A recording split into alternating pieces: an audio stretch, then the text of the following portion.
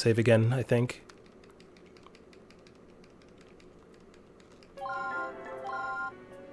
Yeah, so autosave is off.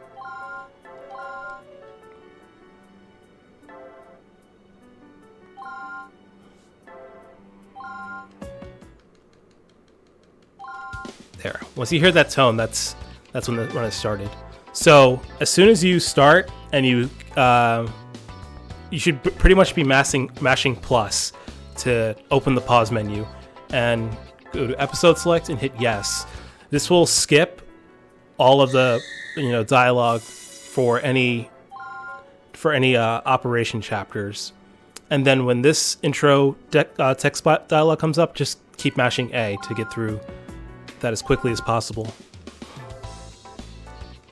So again, for the title card, keep mashing A, and then from there, like, the only time you want to hit A are for title cards and for the end of the operation. Any text skipping is always minus. I've seen from watching new runners, many still have the habit from still tapping A to advance text from when they casually played. So for this first stop, it's really straightforward. There isn't too much that's in depth that's going on, but I generally prefer to go from left to right. So I'll first deal with these two cuts, and then extract these glass shards and gel.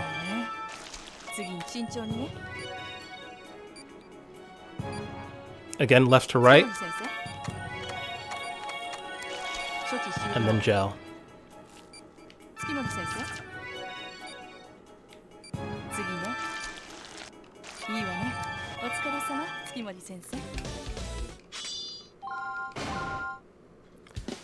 Also, after, well, some ops,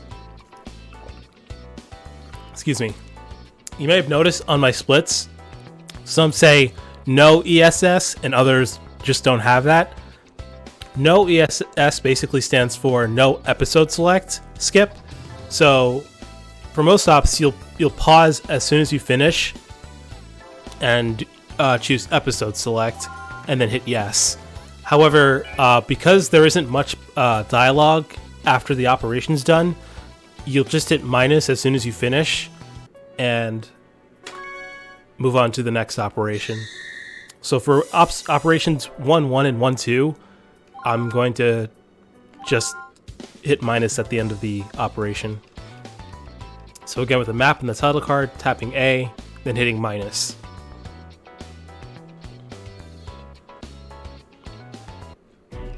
Tapping A, hitting minus.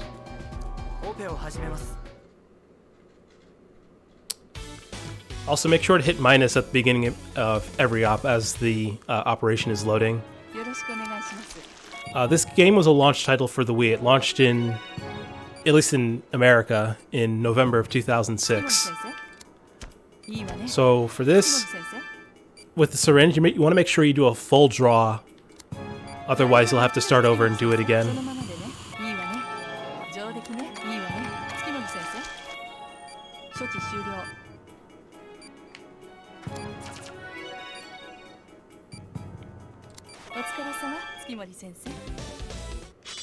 Hey, Jedi Dalton.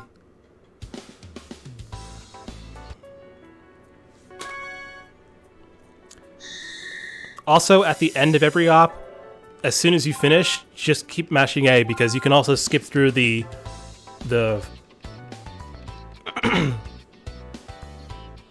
through the ending screens, the operation, the summary screen, and all that much faster.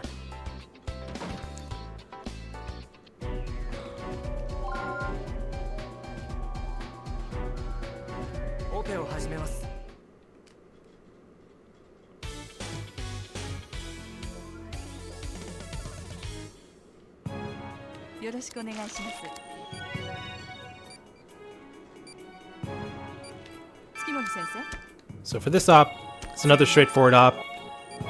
Just memorize where all the tumors are.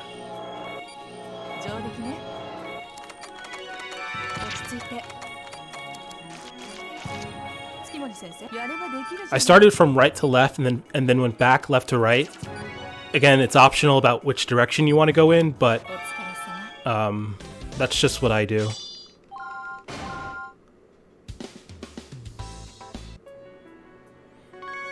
Cool, Jedi. Yeah, hopefully I can teach you and other new runners a lot more about this run. So for story chapters like that one, you want to make sure to tap A when the map comes up, and then right after the map disappears, begin mashing plus to get the pause screen to appear before the title card. Because otherwise, if you just wait, the title card will come up, and you'll lose about 3 seconds before you can pause and do episode select.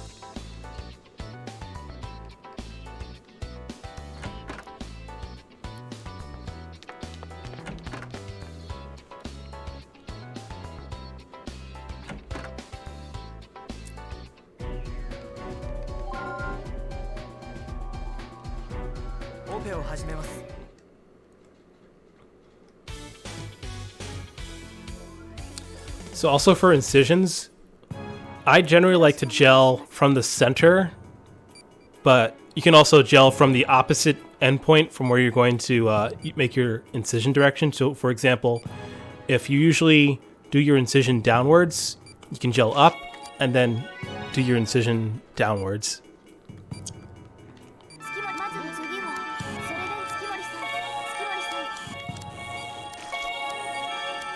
For this op in particular, this is just personal preference for me, but after I laser half of the polyps, I like to gel and then laser, so that way the gel will immediately treat any polyps I continue lasering.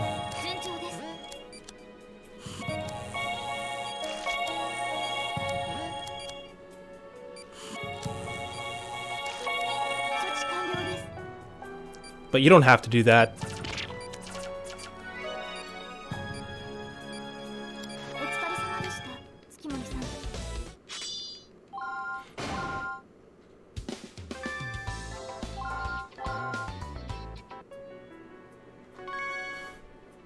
Also, for splitting, you don't have to do it at the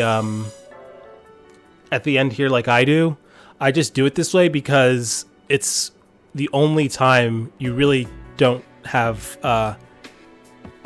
you don't have to be mashing something, because after you finish the op, you should be mashing A. You should be mashing A, and then mashing plus, and then menu selecting to episode select, or doing text skipping.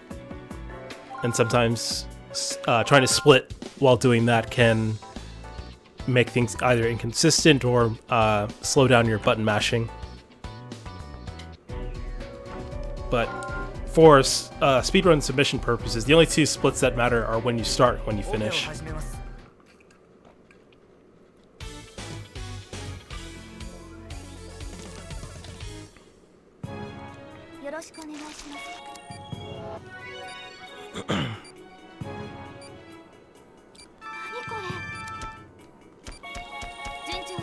So this, I'm obviously going through it pretty quickly because I have a lot of practice with it, but the most important thing is to make sure you do a full draw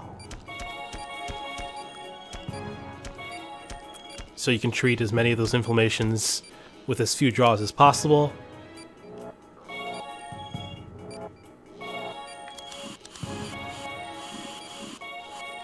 And then you want to do incisions on the tumors in the order you drain them.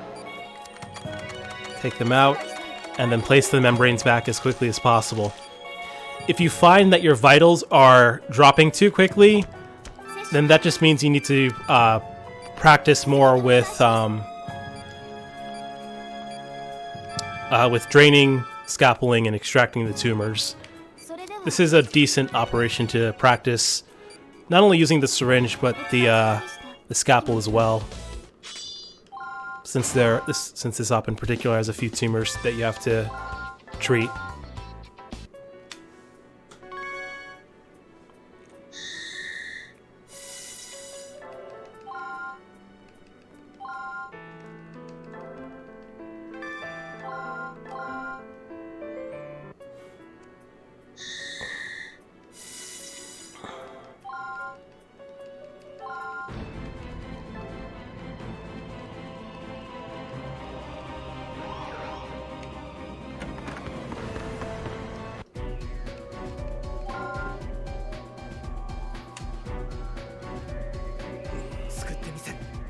So this emergency is...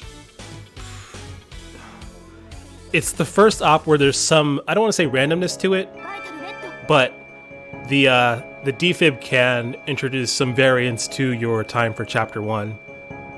So, to begin with, the defib, you don't have to move both the nunchuck and the Wiimote. All you have to move is the Wiimote forward. You can keep your left hand as, just as is. So, I'm just going to move my right hand forward, or back, and then forwards, sorry.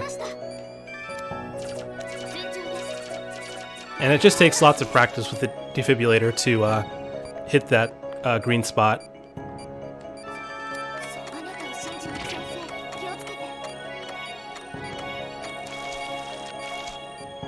Same thing again, pulling back, then pushing forward.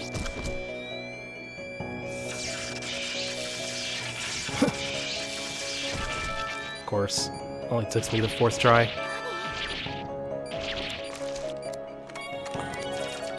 Fortunately, my thumb slipped just as I was about to use the forceps. Hi, Ring.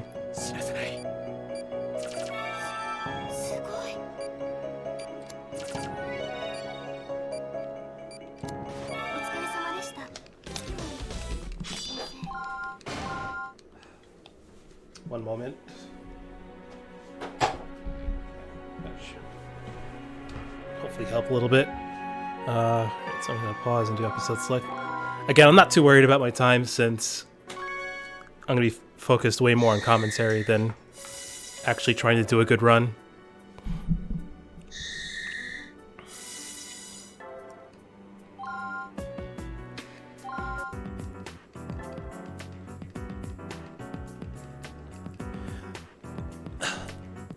So recently we've been talking about on the Trauma Center Discord, which, by the way, it'll probably come up in the chat later, but if you check the description below my stream, or if this video is uploaded on YouTube, you can join the Trauma Center Speedrun Discord, where you can learn more about speedrunning this game. But we've been discussing whether or not to actually do the Naomi operations as they come up during the run, or to save them for later.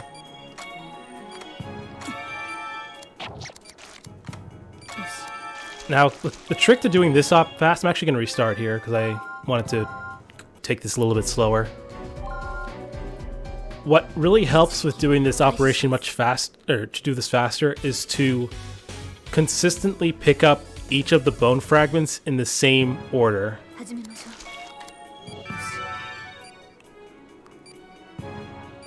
So first I'll drain these blood pools, and I'll start with this one.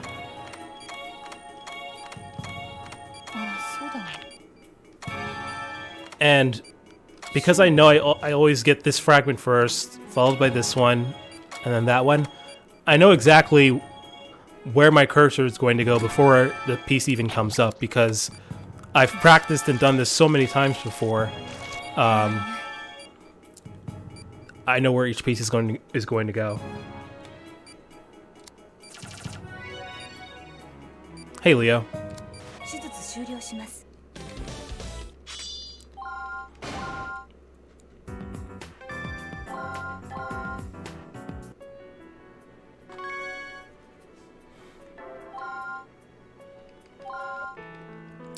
Ah, 2-1.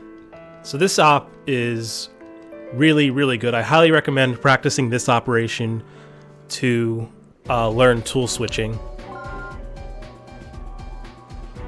This is a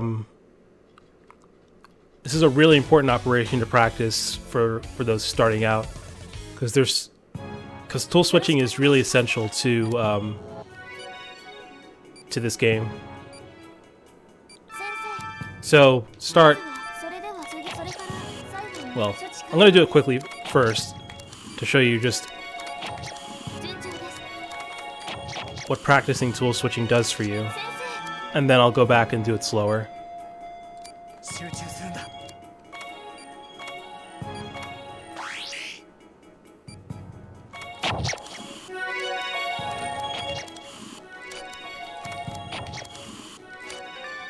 Okay, so that's the at a pretty good and fast pace.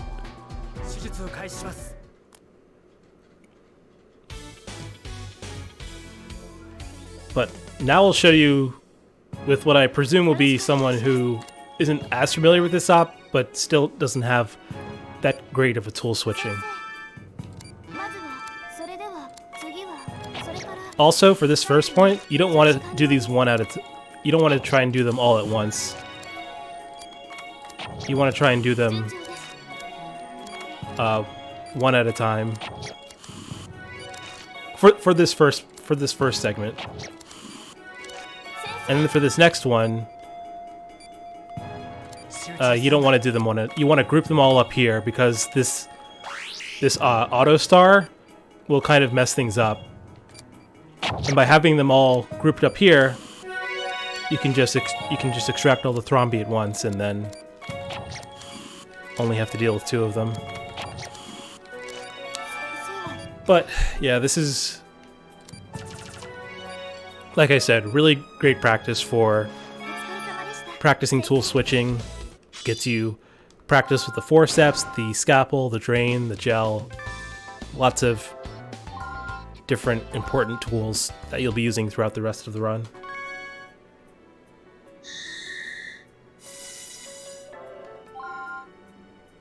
I'm sitting too close. Oh, this is a story chapter. See? I wasn't paying attention. I lost some time there because of the title card.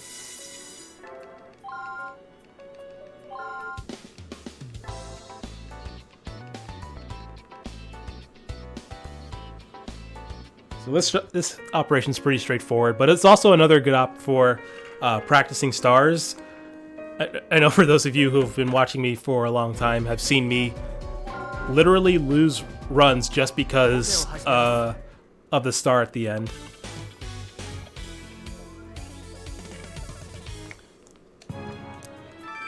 So yeah, this is definitely something you'll want to practice. Pretty much everyone has a different method of drawing stars. I start from the bottom left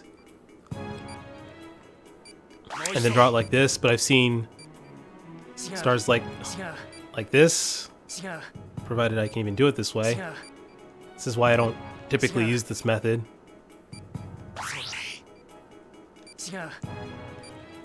Only because I don't really like drawing horizontal lines. But yeah, just figure out whichever method works for you. That's fast, but more importantly, consistent.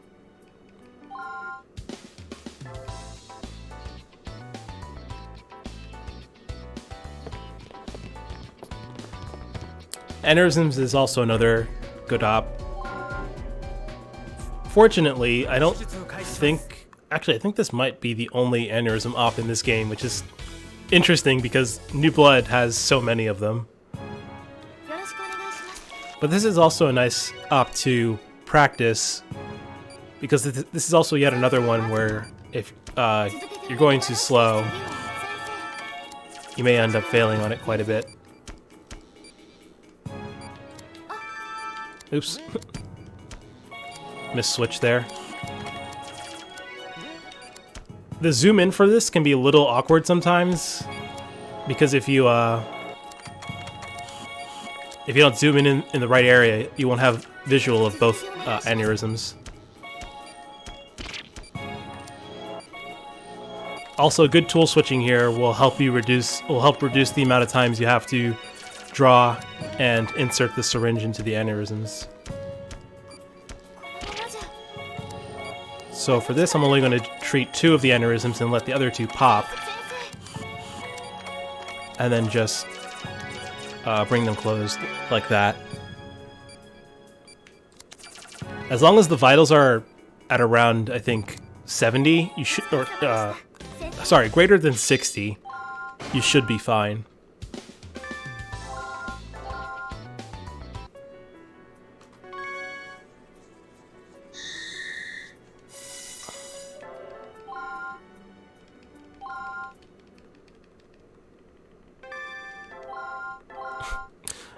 2-5 is always awkward because of just the complete silence for a few seconds there. And there's no instant pause there. It's one of the few where we actually see the title card for Story Op. It's just how it is.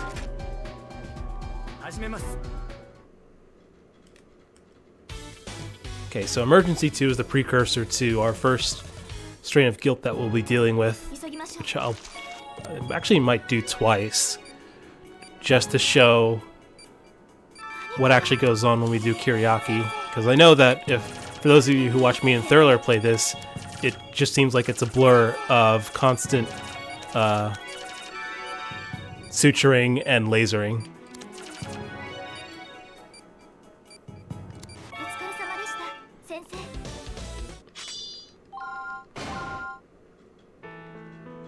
So this one has no ESS, so I'll just skip dialogue at the end of the operation.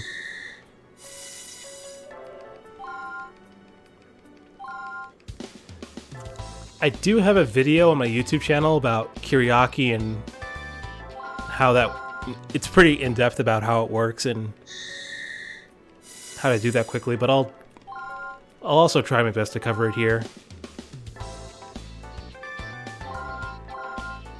But yeah, getting Kiriaki down is pretty important since it comes up fairly often throughout the run.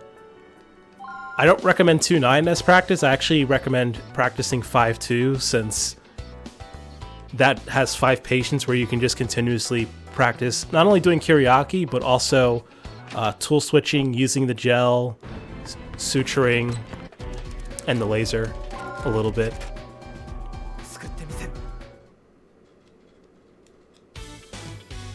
Yeah, good tool switching just makes this game considerably easier. That'll be the 2 most important fundamentals for you to get down with this game: is tool switching and suturing. So another thing I haven't really covered yet is that when doing incisions, you only need to gel like 1 point. You can still do an incision like that, but still it's better to gel the whole incision guideline because the hitbox for it is much narrower when you don't do it that way.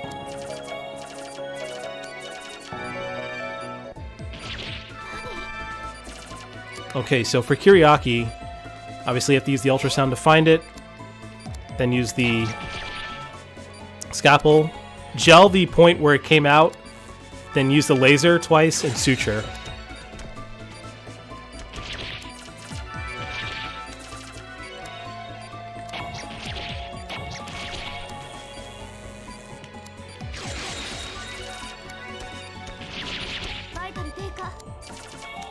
Also, after you get rid of the immature Kiriaki and you know that the queen is about to come out, use gel or boost vitals. Don't just sit there waiting for it to come out.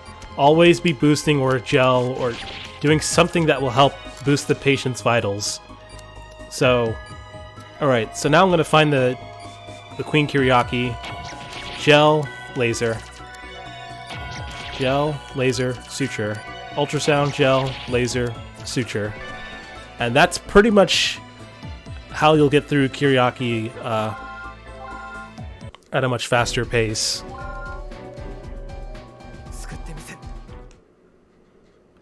Because as soon as you laser the queen Kiriaki, you only have to tap it with the laser once. After you tap it, it becomes invulnerable for a short time. It's also invulnerable when you use the scalpel to extract it out of the patient. That's why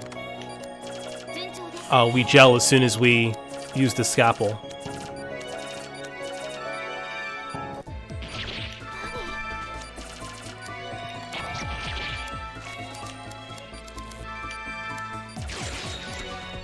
See, I don't have anything going on, so I'm boosting vitals, suturing, talk, suture.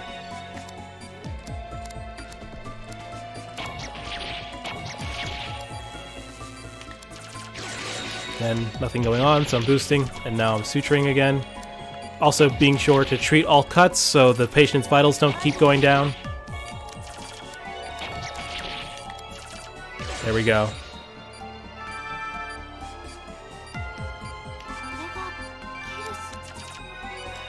That is true, Ring. Each of the tools you use for Kiriaki are all in cardinal directions, so it's yet another reason why it's something good to practice for suturing and tool switching.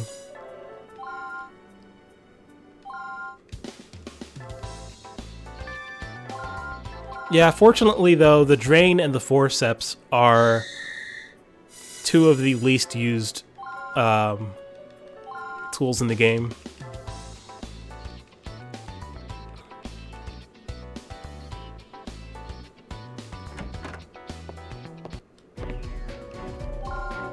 I'd say probably the ultrasound is the one that sees the least use. Well, I take that back. Kiriaki use it a lot.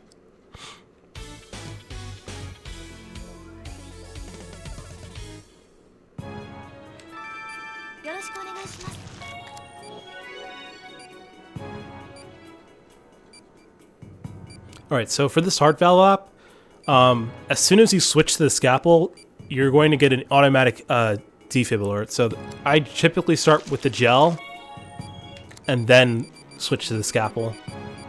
So that way I don't have to gel and do the incision. Now, as soon as you finish with the defib, you want to open the heart and activate the healing touch. Because there's also another random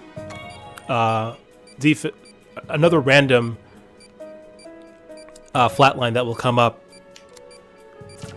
So by using the healing touch, it'll give you more time. Now, if you're crazy like Thurler, and you're really sharp and really good at this, you can do this without using the healing touch. I'll do my best to demonstrate, but the window is very narrow. Again, doing this really quickly will depend on how accurate you are with the scalpel and how good you are with tool switching.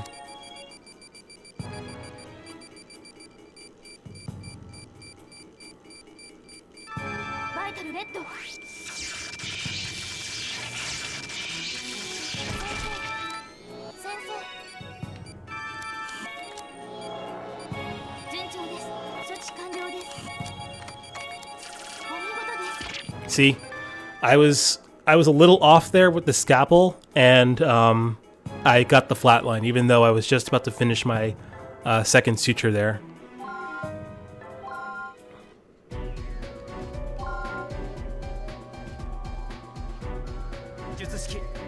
Yes, I believe so, Leo.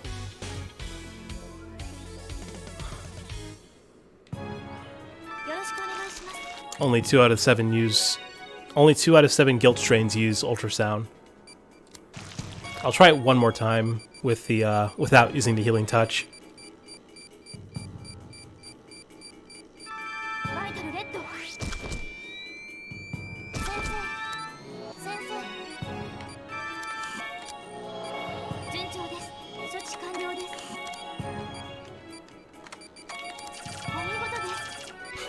I'm kind of messed up there with the forceps, but I managed to do it.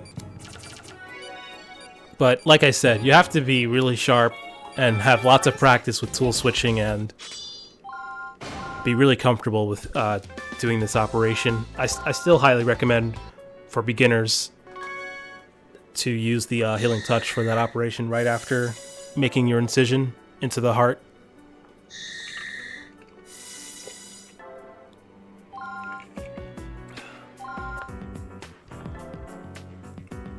The Tatari T samples use the ultrasound, but Tatari T itself doesn't.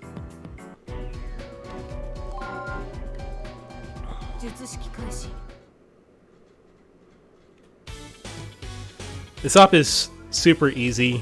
It's remarkably straightforward.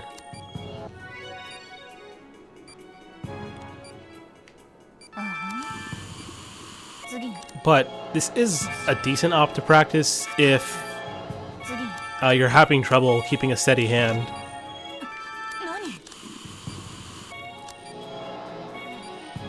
This is an op where you will lose time if your aim with the scalpel and the drain are not steady at all.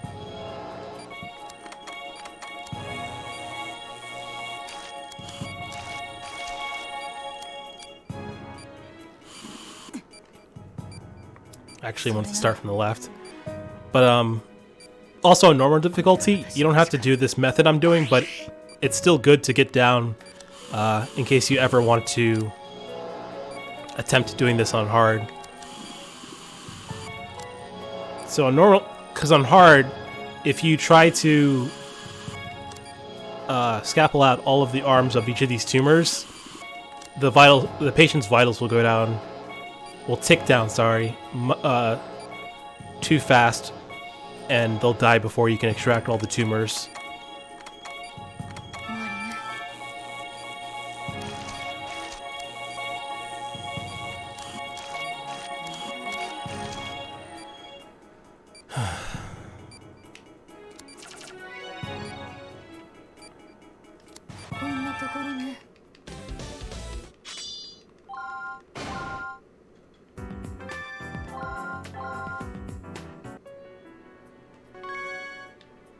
Okay, so for this op, it'll have what I call an instant pause. So as soon as you select it, just start hitting plus. And you can episode select out of it. You won't get the title screen, you won't get a map or anything like that. I think there are three story chapters like that in the game. I think it's 3-1, something in chapter 4, and 6-1. Here we have just yet another Kiriaki op.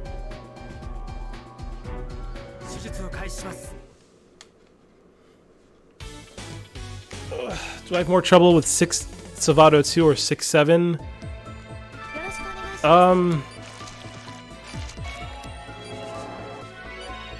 At my level, neither are really difficult. It's just that when you have a good run, both can be nerve-wracking because there's a lot that can go wrong.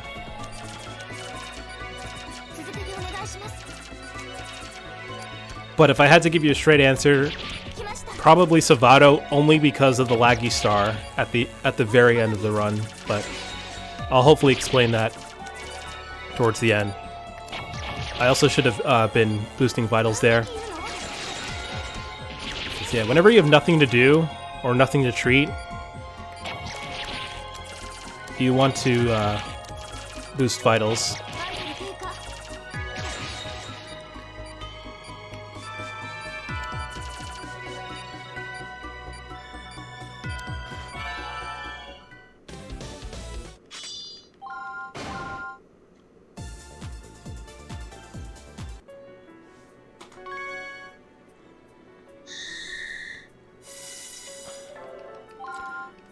Also, you can use the gel to boost vitals a little bit. Using the gel is faster, but it's not as effective as using the stabilizer.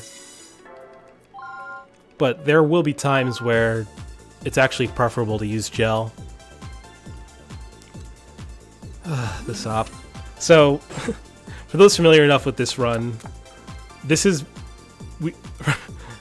we like to joke that this is where the run begins, because at a high level, basically, when I say high level, I basically mean any runner who has like a sub 130 time. This operation will, or not really will, but can determine whether or not you'll have a really good time or a mediocre time. And I'll explain in just a bit why that is.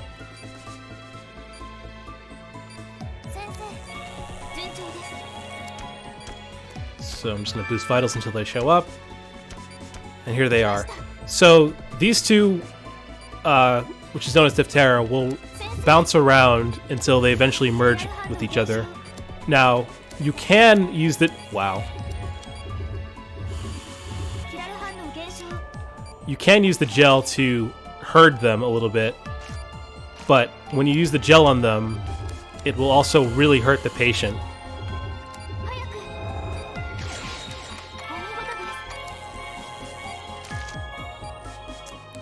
And for that third drain, you really want to get you not only want to switch this scalpel, but also extract it as quickly as possible, because while it's reacting like that, it's just going to spawn a new tumor every few seconds.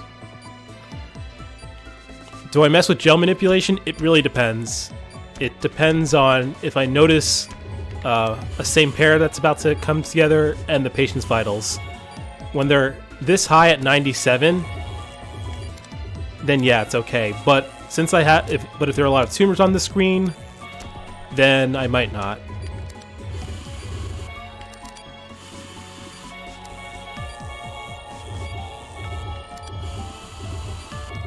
Jeez, can I get this luck?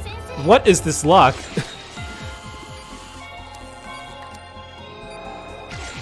Okay, that was some really good Deftera luck. I didn't really even have much of a chance to explain using gel manipulation, or just using the gel to kind of move the Deftera around, but we'll have another chance, I assure you.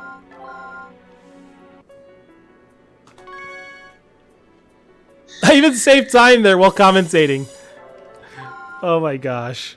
See, that's how ridiculous Deftera is. I was playing that casually and I still saved time because the luck was that good. Yeah, Thor said that my luck with Deftera sometimes warrants just getting a lottery ticket, but it's okay. We have this up to contend with now. So even after the RNG heavy Deftera op, we have Bomb. This is probably one of the most nerve-wracking ops in the game because of the panels.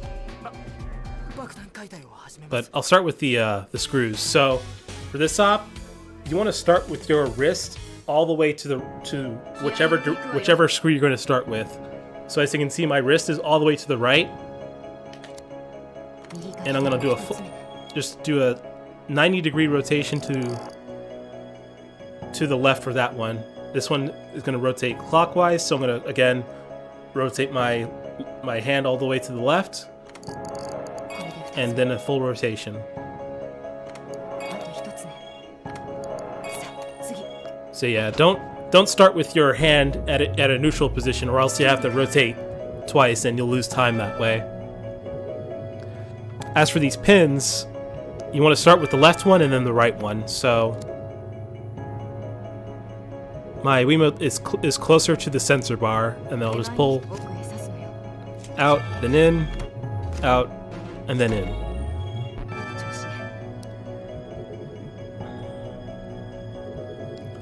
Alright, the laser panels. So generally, the way to do this is you want to avoid lasering any panels that are adjacent to one that is glowing.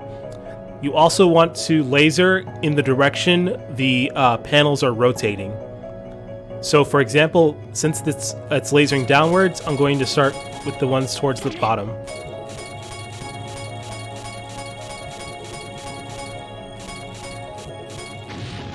And see, I went for a panel that was adjacent to a panel that was lit, and the bomb blew up.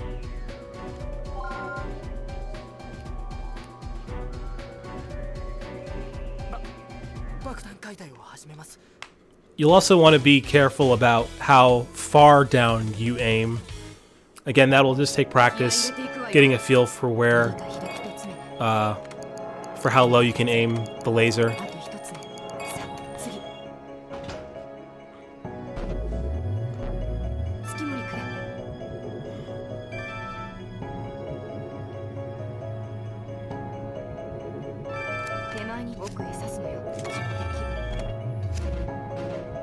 Oops. Spark can always be annoying because you have to not only keep your Wiimote level with the sensor bar, but also move in and out. Okay, so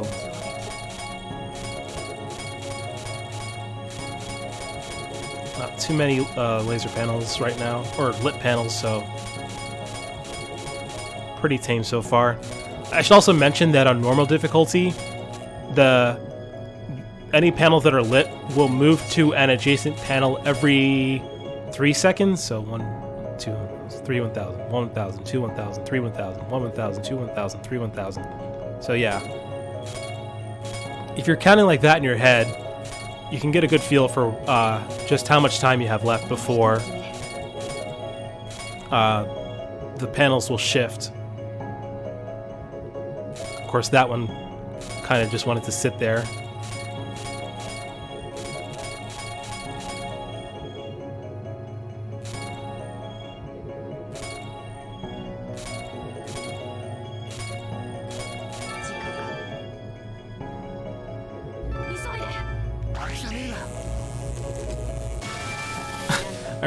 I really lucked out there with how the panels were positioned there at the end, but that's Bomb in a nutshell. Just count. You'll want to get used to counting for how, or rather when, the panels are gonna switch. The timing is different on each difficulty. You have more time in, like, I think on easy it's probably like, well, easy has fewer panels lit, and I think they change every like 4 to 5 seconds. So if Bomb is giving you a lot of trouble, I would just recommend practicing on easy, just so you at the very least get used to using the laser on the panels. So on normal difficulty, actually frankly any difficulty, to be honest, we do this op on hard because the intervals between the turbulence is much shorter, which helps us go through the operation that much faster.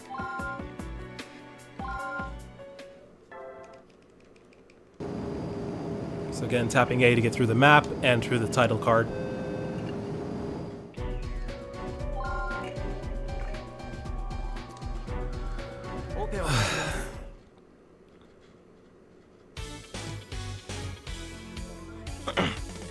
This op is largely about memorization.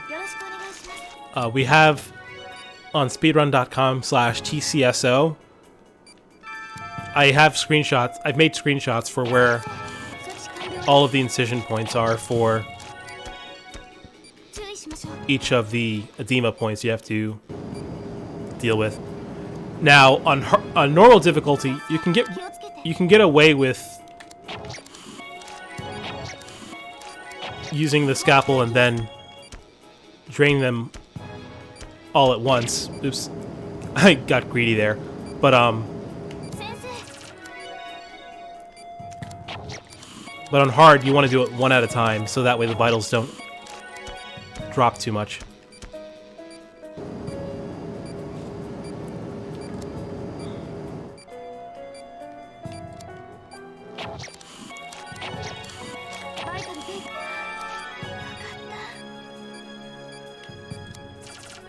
Yeah, practice this op a lot on hard difficulty.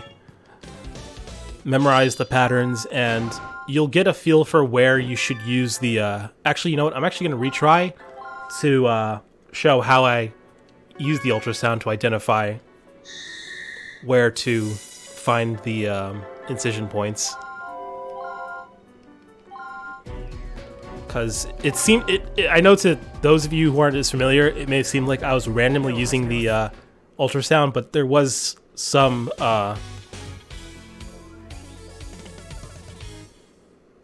intentional use behind it. Because 2 patterns have incision points down here. See? I already know this is the L-shaped one. And there's another that I think there are 2 patterns that have incision points like here and around here. So again, see?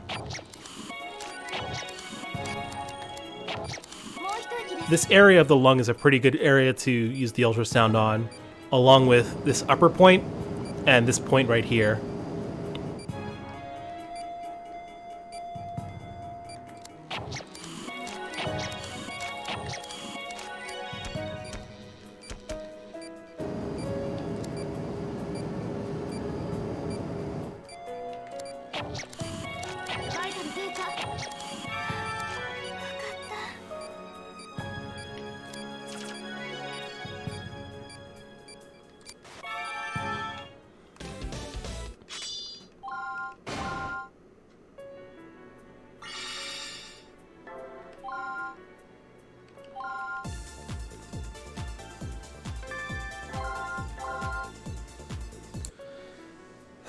treaty.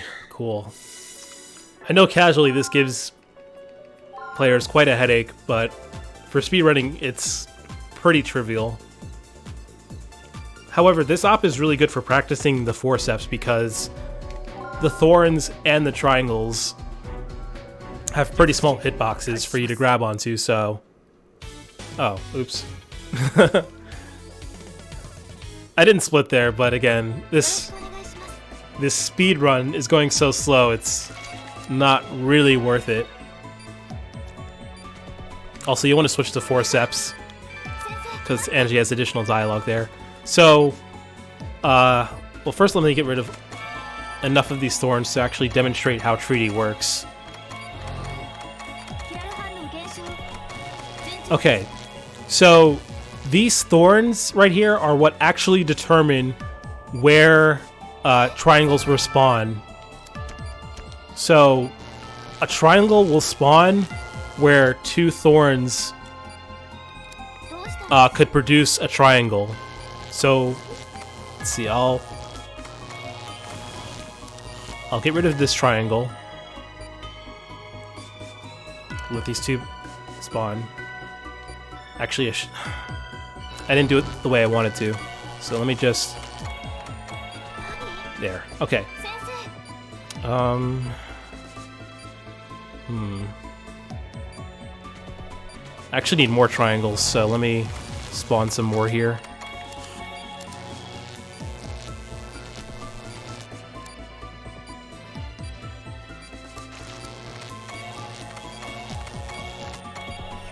There we go. Okay. Maybe I pulled out too many. I'm doing a poor job at trying to show how treaty spawns more triangles. But yeah, as you saw me start that up, you can do it without the healing touch if your forceps usage is fast enough.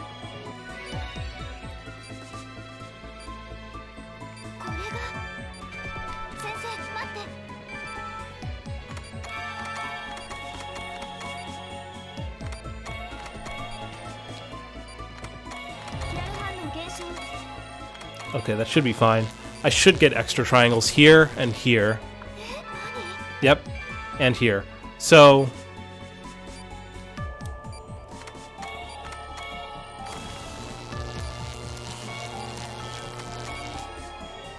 let's see what happens. I should just have two thorns here. Okay. I'm going to try and extract this triangle, and hopefully another triangle should spawn here, because these two thorns should produce another triangle. See? Because there's a triangle that could have fit where these two thorns were left behind, another triangle spawned there. And that's generally how treaty will work. So, see how a triangle could spawn here? I'm going to pull out... Angie. That blue triangle is really draining the vitals. But, yeah, so I'm going to pull out these two thorns, so that way triangles won't spawn around here. I just want to make a triangle over here.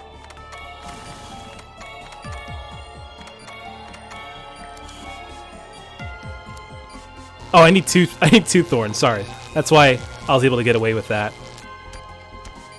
I forgot that you need two thorns to more or less designate where triangles will spawn. But I think I hopefully most of you get the point about what I'm trying to illustrate here. You also want to avoid having one isolated triangle without anything adjacent, otherwise you'll have new triangles around each of its sides. So I'm going to do it again just from the beginning. I hope that was in-depth enough, or was, you know, adequate enough to show how the triangles spawn. Yeah, basically, Leo, that's a really good summary. But again, you can just use the healing touch, and this op becomes really trivial.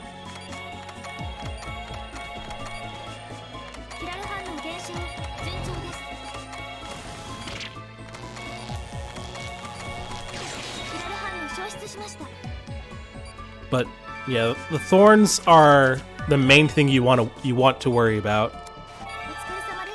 Fantastic bandage there.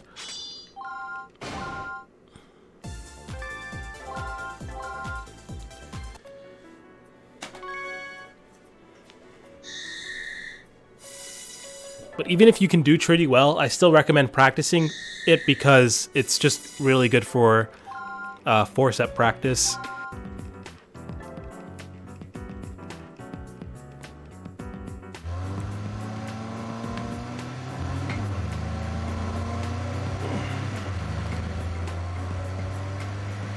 Also, always make sure to stretch while running this game.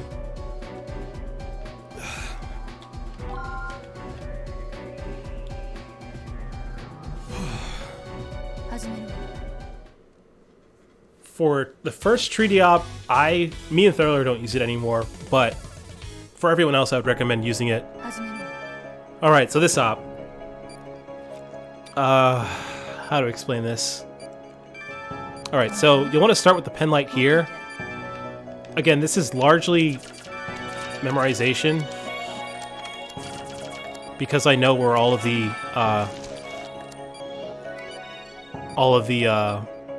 wounds are. On normal, you don't have to do this, but on hard, you really want to use the healing touch to boost vitals. Or to keep the vitals up, I mean, sorry.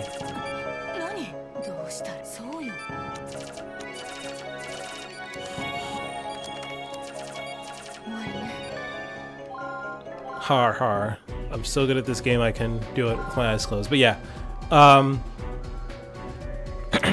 This is another just practice, learn where all the wounds are.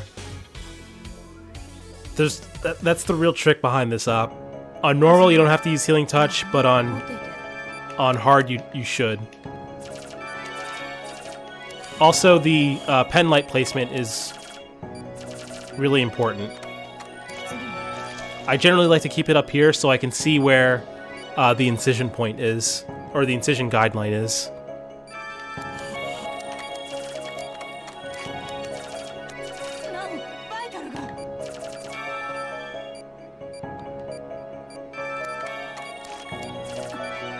Oh, I'm gonna have to boost here. Yeah, I should have... Okay, I take that back. You should use the healing touch for this op.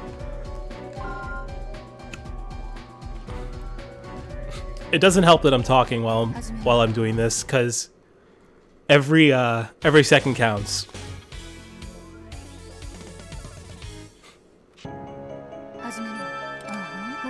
It's been a while since I played on normal.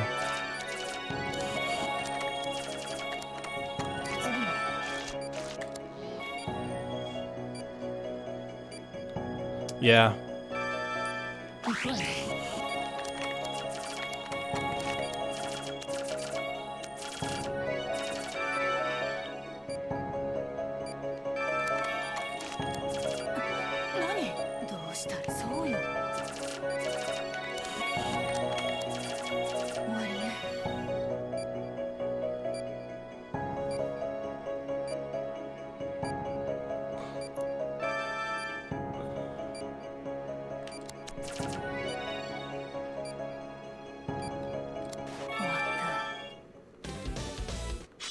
Hi, Gucci.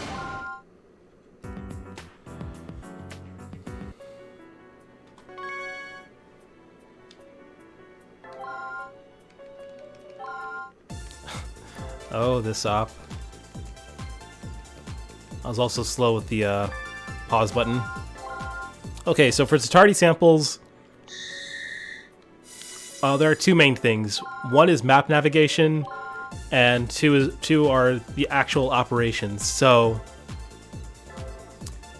these 3 points here are the three you generally want to use. Starting from, you want to start with this one, and then that one. So yeah, it's always going to be these three.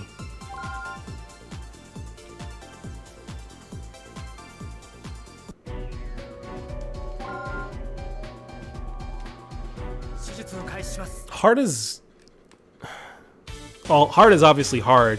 It's just that with hard, you have much tighter windows for making mistakes, and you just have to operate much faster than you normally would. Or rather, than you would on normal difficulty. So, the main way to... It's so hard to commentate and play this game at the same time. The main method for saving time here is to switch to the scalpel as soon as possible once you put the Tatarti sample on the tray there. Because, as you probably saw with the pause with the drain there, if you switch tools fast enough, you skip that pause, and it's a really nice time save, but it's really difficult to do, even for someone like me. Like, Thurler is the only one I've seen to do it at a somewhat consistent pace.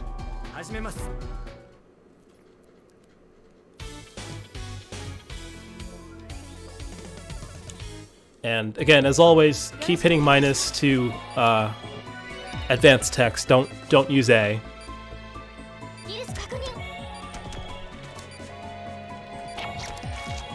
Meant to use the syringe there. I didn't inject enough!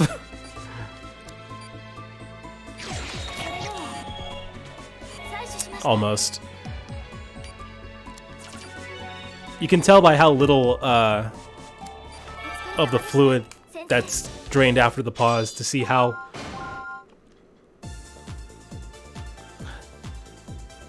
just how much slower you were to actually do the instant drain.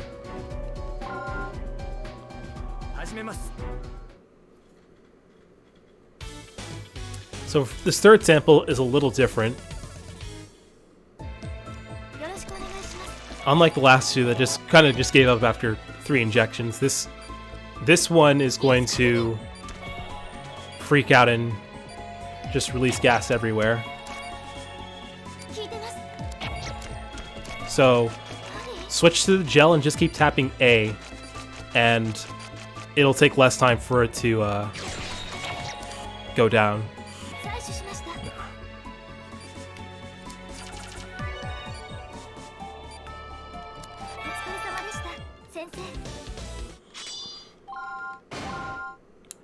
Now ESS, just hit minus, and get ready to split.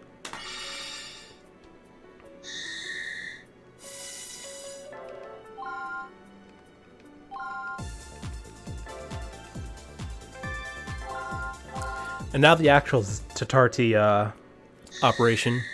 So, when using the syringe, or the stabilizer, whatever, to inject the medicine on each of the Tatarti samples, you don't really have to inject that much. You only have to do maybe like a quarter injection for each sample. And using as little as possible will help you get through each rotation faster. I'll do my best to demonstrate it.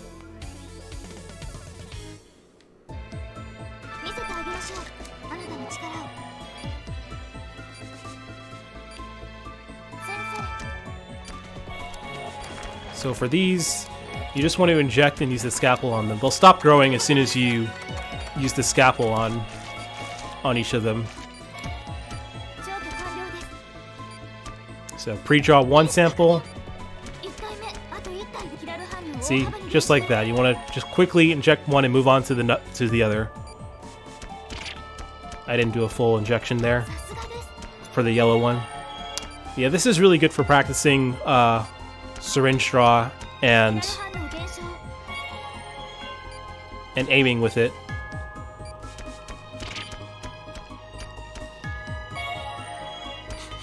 Again, I put in a lot of practice with this op, so I'm really familiar with the syringe and aiming with it. But for moving fast like that, it just takes practice with your accuracy, and then just drawing as little as possible and injecting as little as possible. Oh, that wasn't. I was supposed to instant pause there. So yeah, 4-5 is the other chapter where you can instantly pause. Let me see if I can demonstrate again. Yeah.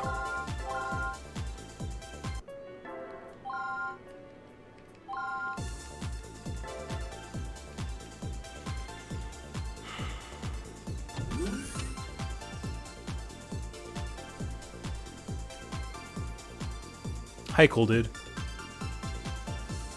Paraskevi is also yet another op where accuracy is important.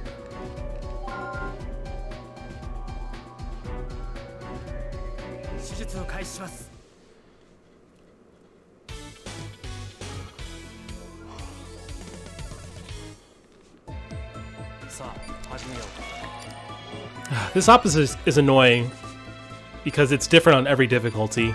But as soon as it begins, start using the scalpel, then switch to the laser. Even after it disappears, keep lasering.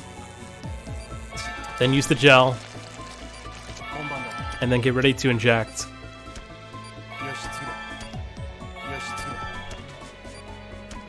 It's okay if it goes away as the yellow shows up because the patient's vitals are going to start decreasing.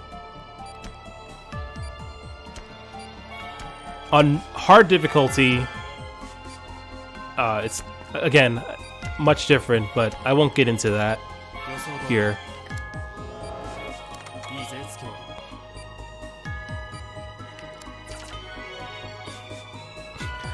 Accuracy is much more important because we're speedrunning it. Casually, you're just taking your time.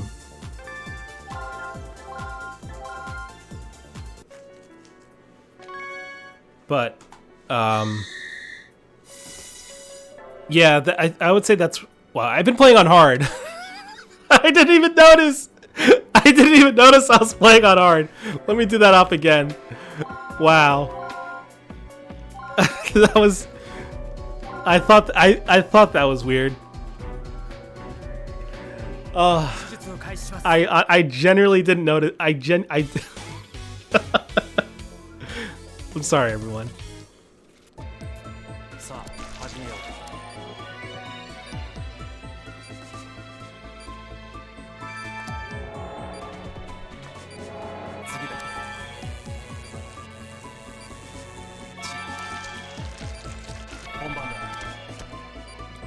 Alright, we'll fire faster with the syringe there. Wow. It also takes less of the stabilizer.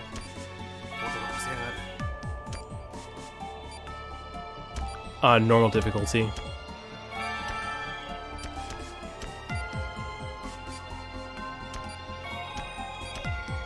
By the way, don't do what I just did there with the purple. It's just risky because if you inject too much and then wait, Victor will think you are trying to do the next cycle and he'll make you restart, which can affect your stabilizer.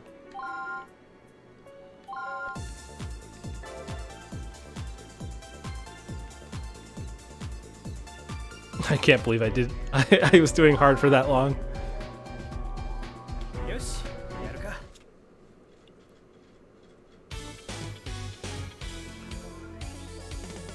Alright, here we go. Okay, so yeah, there's not much to say about this op. Just learn where all the pieces go and drop them where they're supposed to.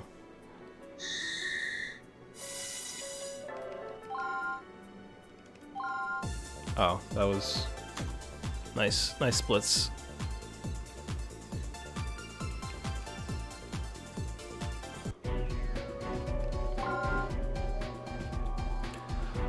Pempty 2 is also straightforward. You don't have to laser the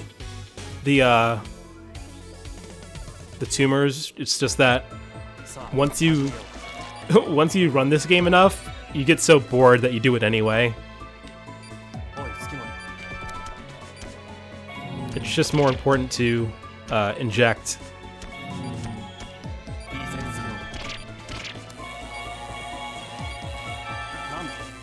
And laser as soon as you can. But yeah, doing that is not really important.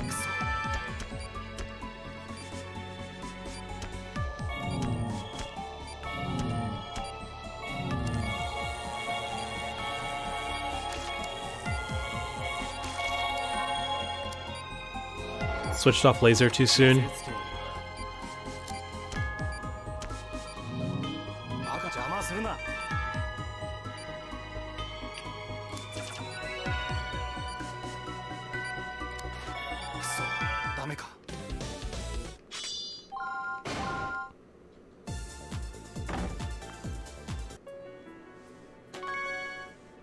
Seriously?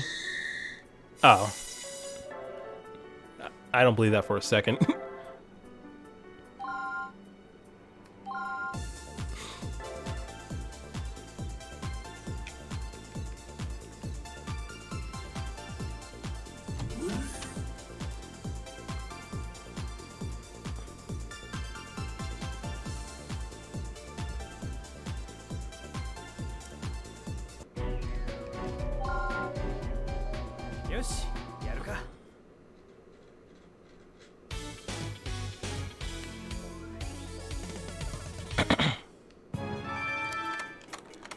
I admit that sometimes I forget where exactly all these pieces go, so I just try to memorize the light blue and the pink placements because they're always in the upper left-hand corner.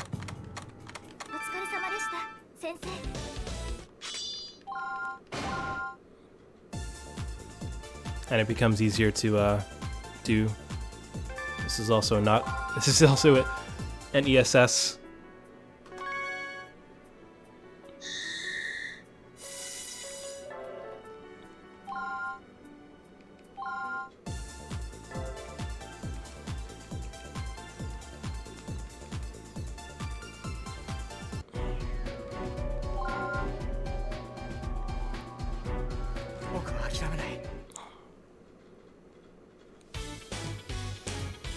Okay, Pempty.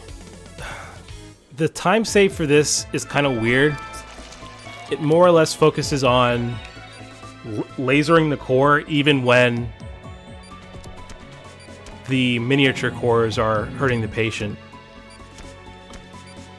I think for those of you starting out, I wouldn't worry too much about it, but as you learn and as you get better with this, you'll want to start just lasering the core even when these pink ones come out.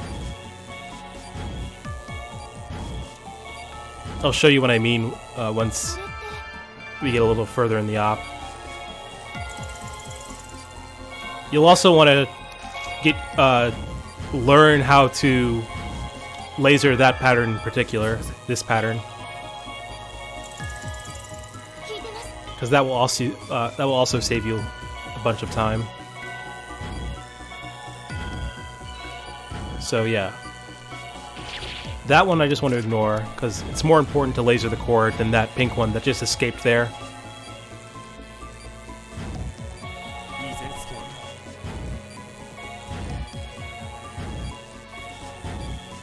It's typically going to be this pattern. I could have lasered that pink core since it was still invulnerable for a second there, but I think hopefully all of you get what I mean.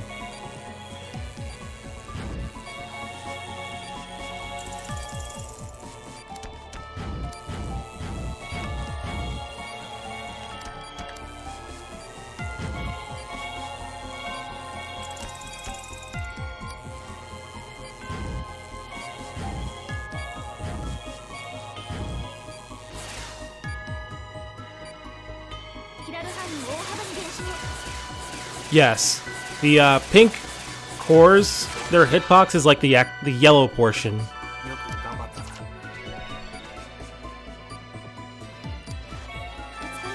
It's not really the upper part where it cuts the patient.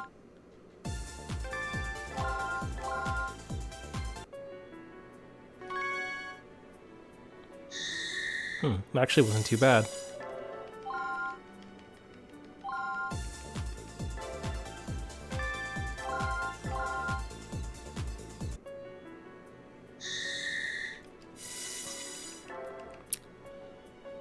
Alright, Z4.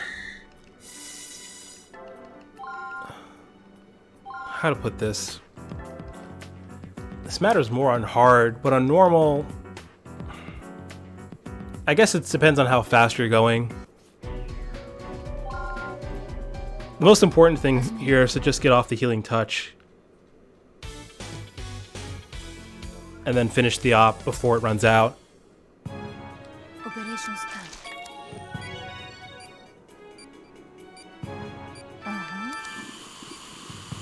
So I'm just going to cut off 2, just like in Z2.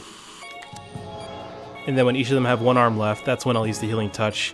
Because I'm bad at this game, I often fail with Naomi's healing touch. And by leaving only 1 arm up instead of taking out all 3, it gives me a little bit more time to actually draw the star. And I won't have to boost vitals while drawing a star and lose time.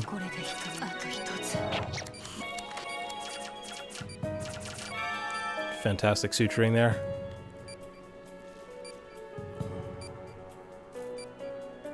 Also, this waiting is random. Sometimes it's 7 seconds, sometimes it's 14.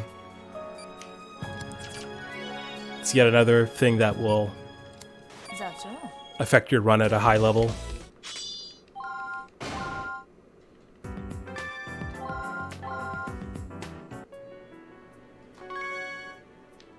So, yeah, I had to wait a little longer there, which cost me more time. I also failed with the star once, so I lost almost 10 seconds there instead of splitting even.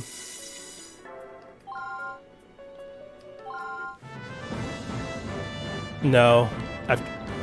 Me and Thurler have tried to see if injecting more vasoconstrictor affects it, but it's, as far as we can tell right now, it's random. Alright, 5-2.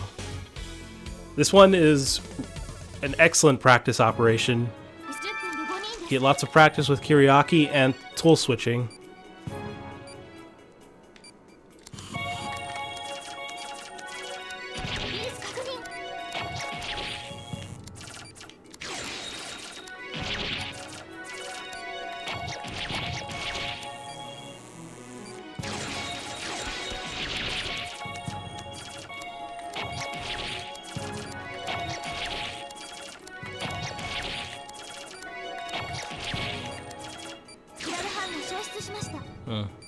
Decent.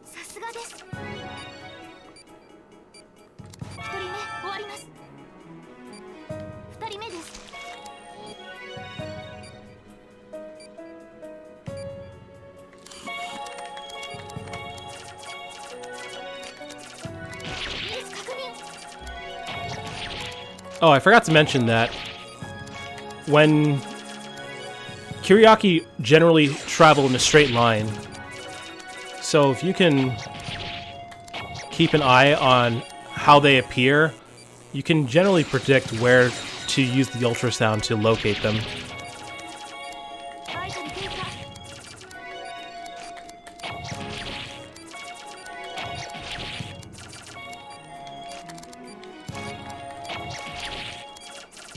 I didn't gel that other point where it came out fast enough, so my vitals were ticking.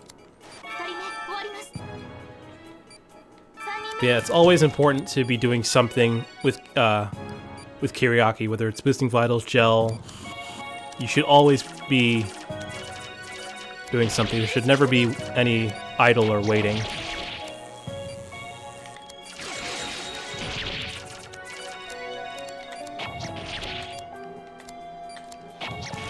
Didn't use the scalpel fast enough.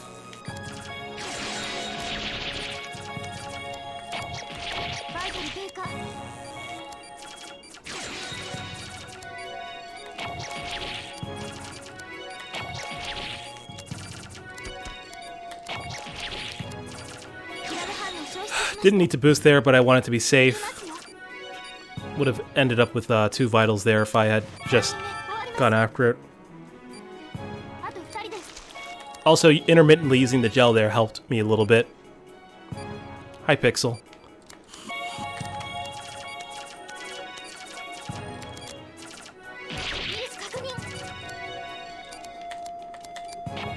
Again, slow tool switching.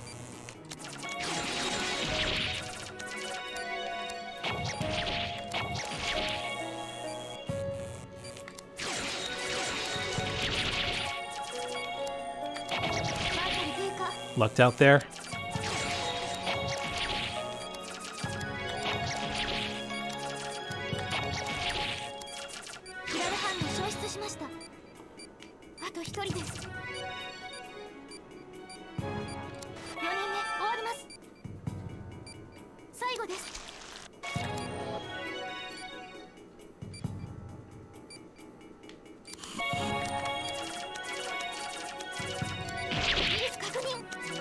I should have used gel there. Unfortunate grouping. I need to stop using the ultrasound.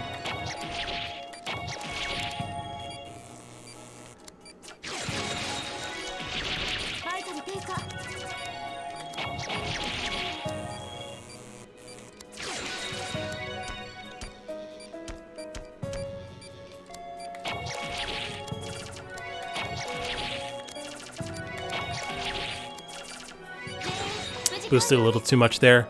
And yeah, Leo, that's a good point.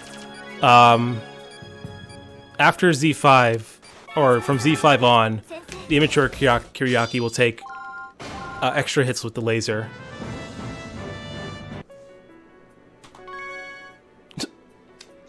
Really? Wow. I'm surprised that it was only 3 seconds behind. I thought I was going pretty slow there.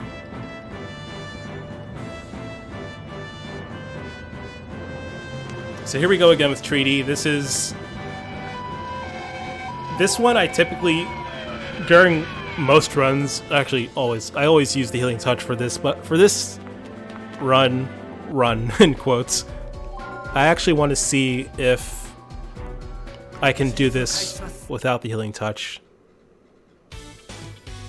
See if I remember how to, or which thorns to extract.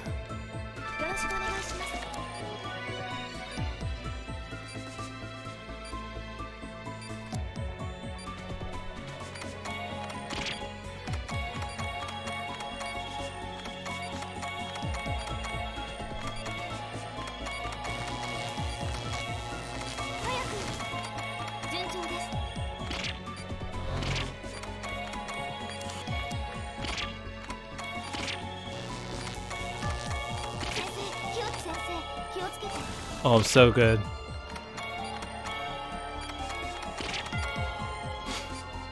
Yo! I didn't mean to grab that one. So my aim was just a bit off there, and you saw how many triangles I got.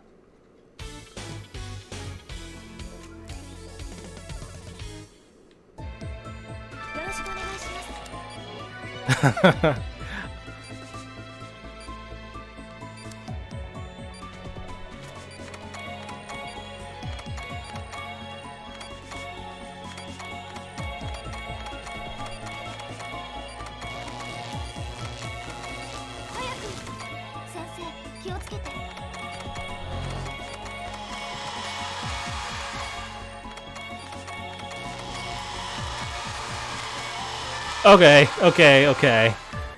Jeez. That's what happens when you're off by just 2 pulls there. I also pulled an extra thorn I didn't need to. But yeah, this is why you use Healing Touch for this op. You have to really be on point.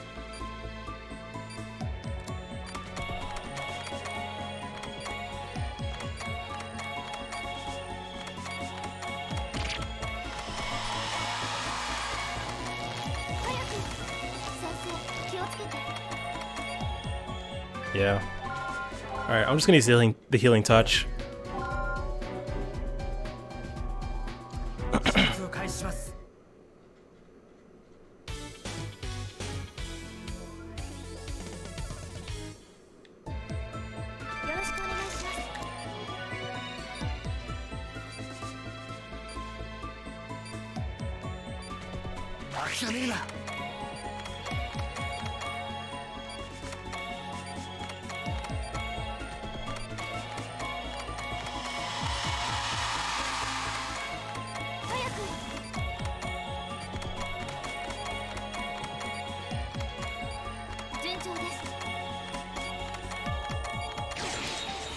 I just wanted some practice. That was totally intentional. /S.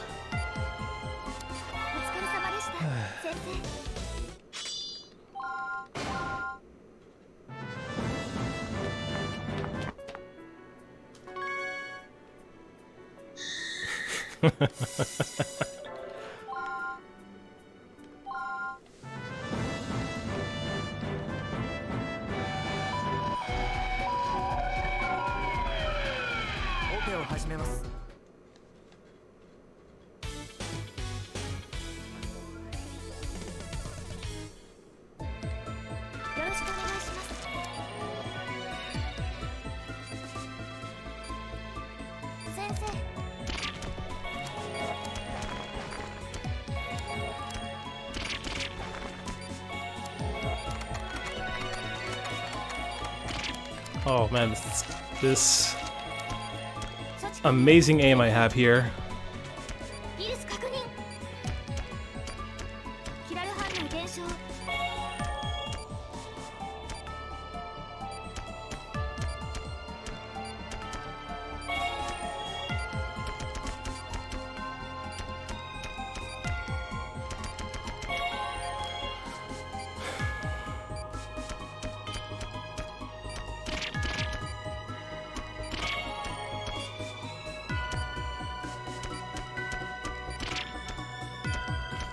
Come on, dude.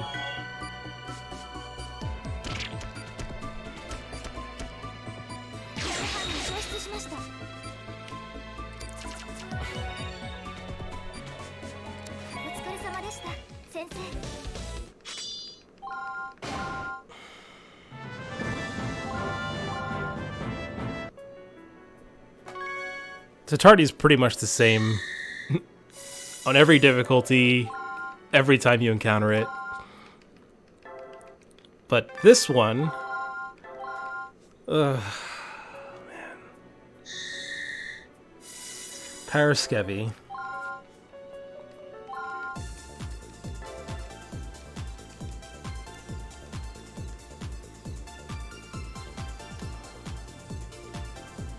This is like my least favorite strain of guilt. More so than Savato. Savato I can at least... I mean, Savato is half luck, half skill. This one is just... why? Do I one cycle this? I don't know what you mean by one cycle. Like, without it burrowing? Yeah, absolutely.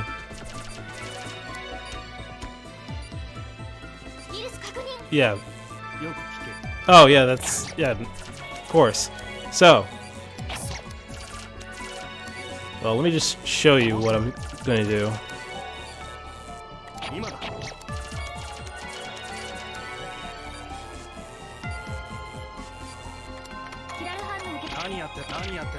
Nice grouping.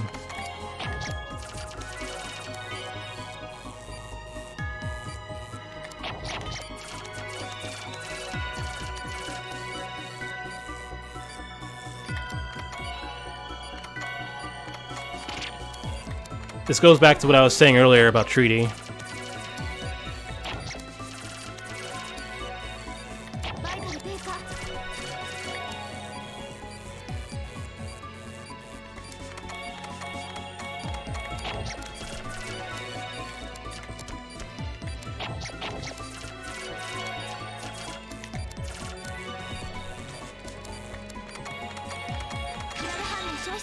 So yeah, that was really, really slow, but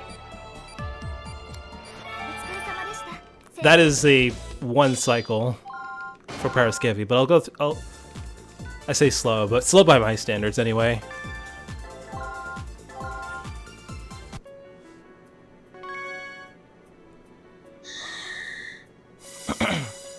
Yeah, the laser is really important. I've seen people that struggle with this are kind of lasering all over the place.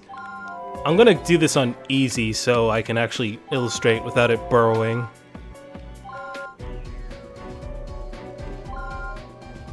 And hopefully better explain the method I'm using for actually cutting up the Paraskevi.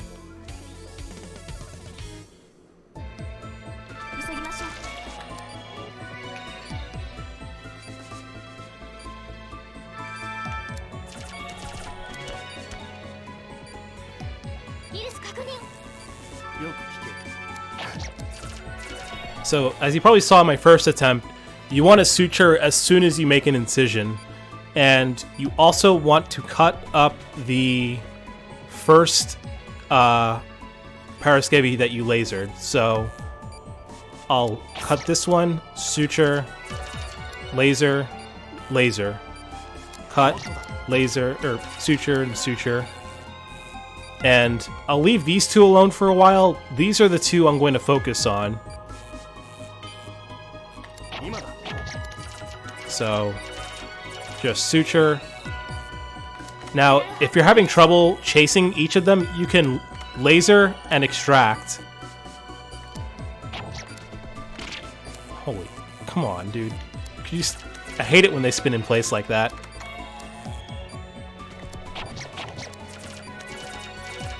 But yeah, if you find that you're having overlapping issues with Paraskevi, you might just have to do that. You might just have to cut or boost vitals. But the last thing you should do is just sit there and wait and do nothing. Don't ever do nothing with Paraskevi. There's always something to do.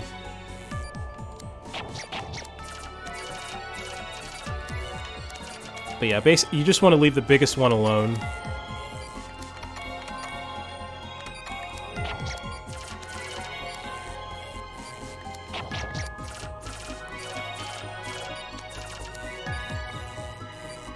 Now, if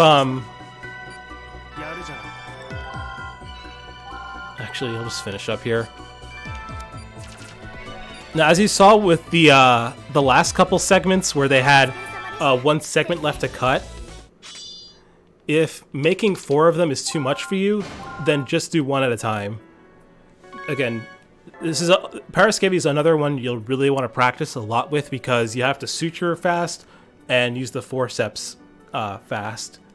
But again, I've said it quite a lot during this run, but accuracy is so important for this game. I was also just sitting through a title screen, or through a story chapter.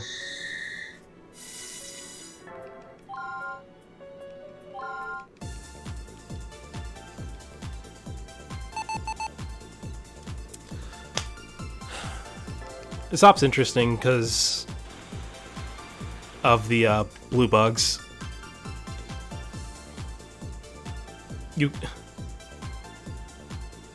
As far as getting it done, you don't need to use the Healing Touch. It's doable without it. But because we're speedrunning here, using the Healing Touch is pretty important, and you have to use it at a specific time.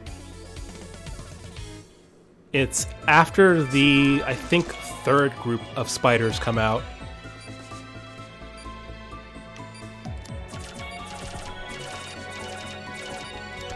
So, this is 1, 2, and 3. So after that 3rd group, you'll want to be, actually good at the game, better than me, and draw a star. Because as you saw there, as soon as that group came out, they were about to make a blue bug, and you're just going to lose time there.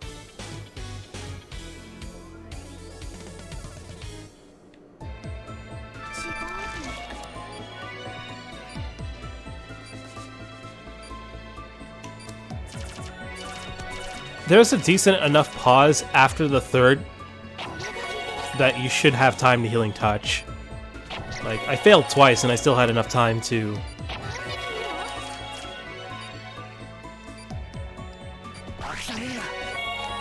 See? Like, you have a couple chances. And then from here, it's just lasering and suturing. I also should have mentioned that for that last one there, you should suture it before lasering because Angie's talking adds like an extra second or two. But yeah, you don't want to do it on the second window because it'll slow down the spiders. And you may run out of healing touch for the last half of the op. So you really do want to wait until the third group.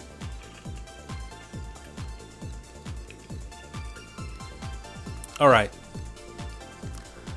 I know this one gives pretty much everyone a lot of issues, because there is a lot going on with Zavato during Phase 1 and Phase 2.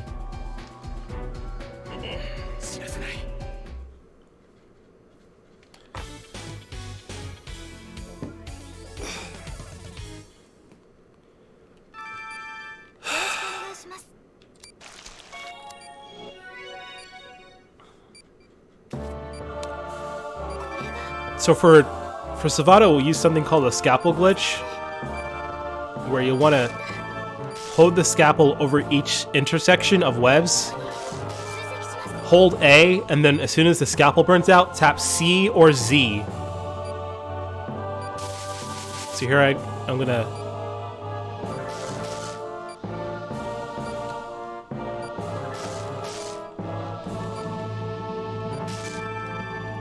So...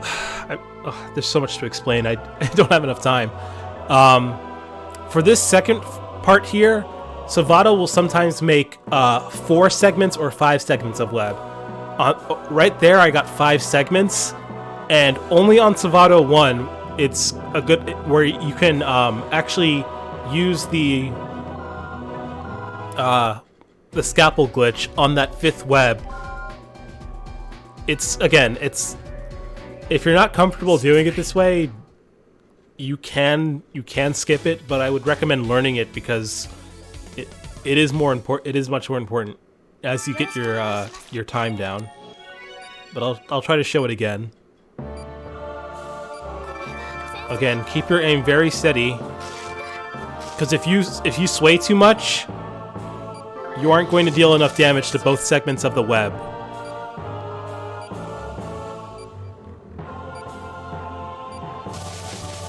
Alright, so first intersection, then just keep tapping with this one, and just before the scalpel comes up, deal with that other intersection, and then you should be able to deal with that 5th web before Zavato can draw another string of web. Also, boost vitals. Keep boosting. Keep it at 99. You need every last drop. Don't just sit there waiting. Tap those spiders and we're done with Phase 1. So, as you can see, I'm just tapping the laser on Zavato to conserve the laser as much as possible until it, doesn't attack like that. You don't have to tap like this, but it's a good idea for conserving the laser. So because my laser is low, I lucked out there. But if you see your laser turning yellow just after you got an okay on Zavato, then you'll want to just burn it out. Also, there are 2 cues for when your laser isn't affecting Zavato. One will be your Wiimote. If it stops vibrating, stop lasering. The second will be the veins that appear below Zavato. See those veins there? It's invulnerable. And you can see I'm already moving on to Phase 3 because of mostly luck, but also just really good laser management. So I'm going to burn out the laser here and boost vitals. And then resume attacking Zavato. Again, treat those wounds as soon as they come up. Don't let the vitals tick down. Laser all spiders, suture, and resume on Zavato. Laser, suture, keep attacking a Zavato. Laser, burning out laser. I guess I lucked out there, because Zavato didn't have much health left. You don't have to do that vital boost there, I just like doing it.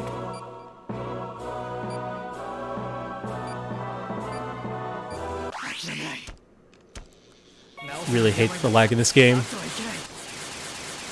But yeah. Hopefully, even though my commentary was pretty haphazard, all of you, hopefully you guys have a better idea of how to, you know, deal with Savato. Again, Savato is basically a final exam on your tool switching, your accuracy with the laser, all sorts of things. If it's taking you a lot of tries with Savato, I recommend practicing Kuriaki, practicing 2-1 to get your tool switching and syringe injections down. Getting those fundamentals down is really important for Savato.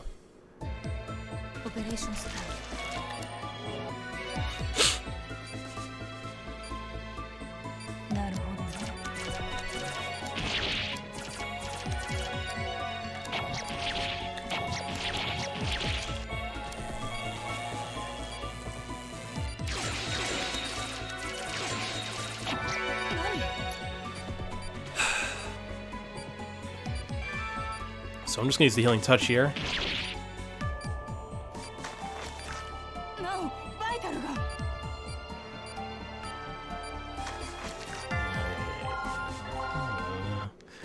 God.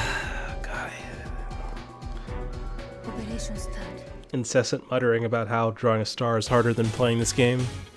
It's just like, oh yeah, I can do Savato, no problem. Oh wait, I have to draw a star? Now you're asking too much of me.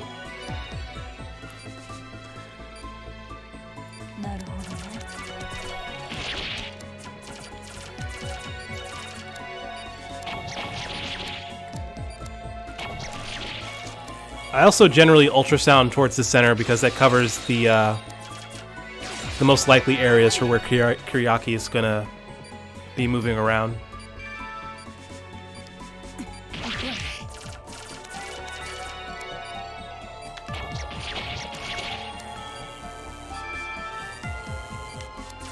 So just ignore these 3 bugs here.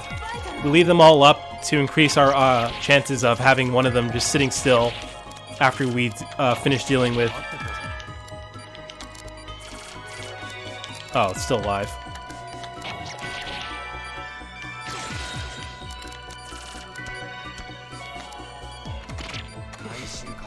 What was that? So as soon as you defeat Kuriaki, check to see if any of those bugs are moving. If all 3 are moving, suture the last wound.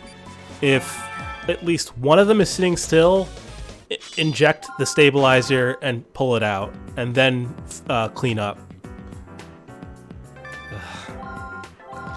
Yeah, that could have gone better, but again, this game is difficult to commentate on while playing. And that's the last instant pause during a story chapter of the game.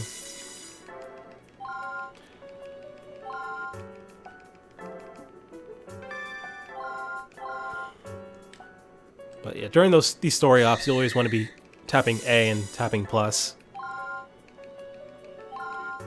A for the screen transitions and minus for the text. It's a minor but important thing to get down.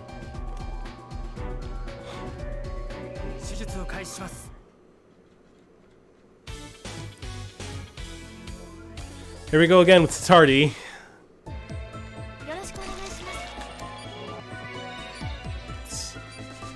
I think everyone gets it by now, but of course, Atlas having us do things over and over again. I also didn't inject enough yellow again.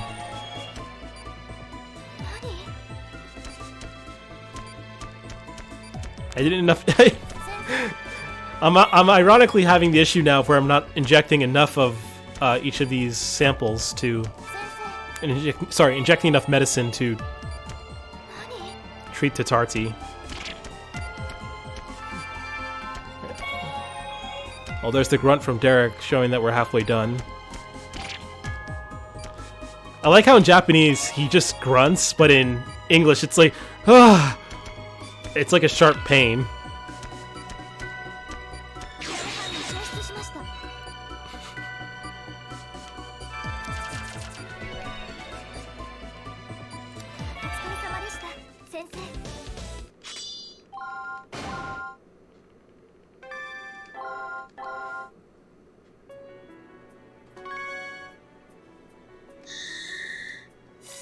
Alright, 6-4.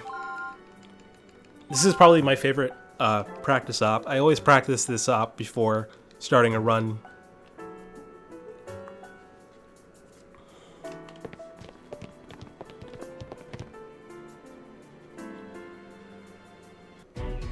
It's also super laggy. Oh, Ring, I've had some ridiculous bandages in this game. They're really lenient with it, unlike Stars. Okay. This is also another op where good tool switching can help you save a lot of time. So pausing here, inject, suture, deal with the Paraskevi.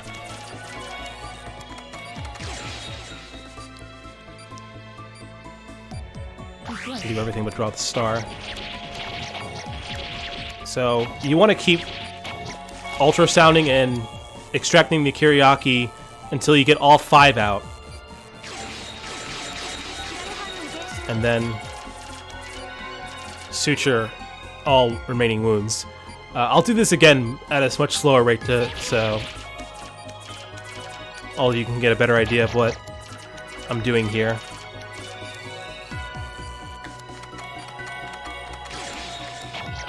But this is just to show you the pace you probably want to be going at during this op. You want to have around 4 minutes left on the clock. Although Thurler will have like 4:10 because he's insane. But yeah. Alright.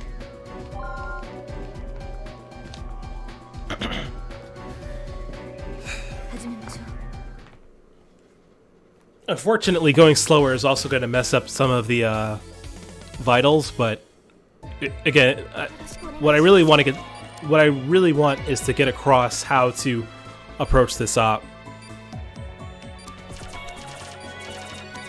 More so than just getting it done really quickly. So I suture those 2 cuts as quickly as possible because Paraskevi, when it shows up, is invulnerable to the laser.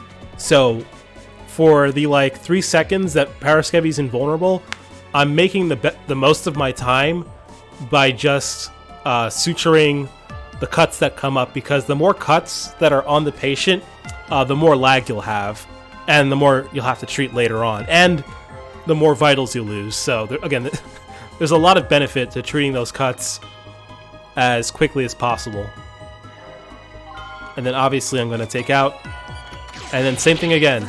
Treat the cuts, and then laser the Paraskevi, and then get your healing touch off as quickly as possible. Ideally faster than me. But yeah. And find all 5 of the immature Kiriaki. Again, it can be a real pain with all the lag, but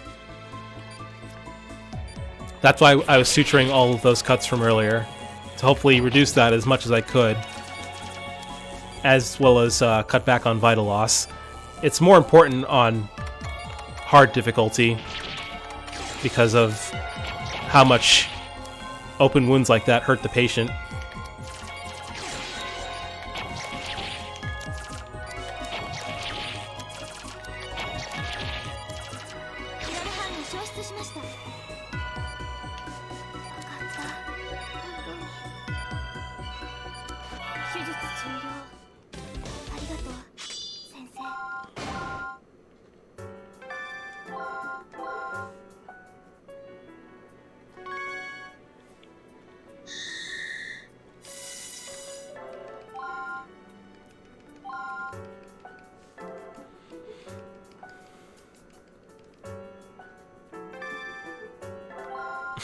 I don't know why I was sitting through the title card there. I was thinking about what to say next. So Pempty, this Pempty, ironically, I personally find it to be much easier than the Pempty you encounter in Chapter 4, especially on hard difficulty.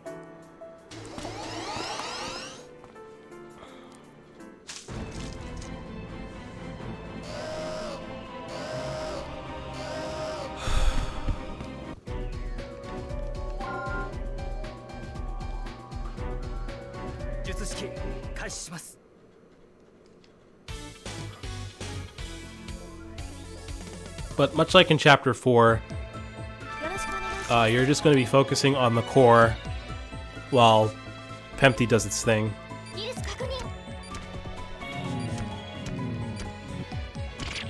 And boosting vitals whenever possible, either through the stabilizer or through gel.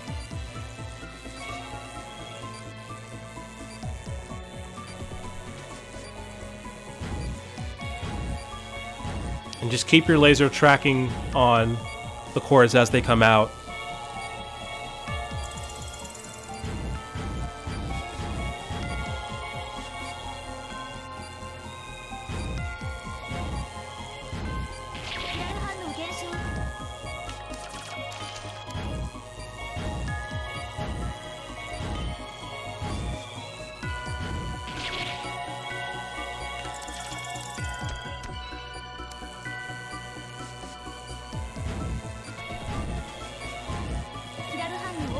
I lucked out there. The grouping and the timing of those pink cores were pretty fortunate for me.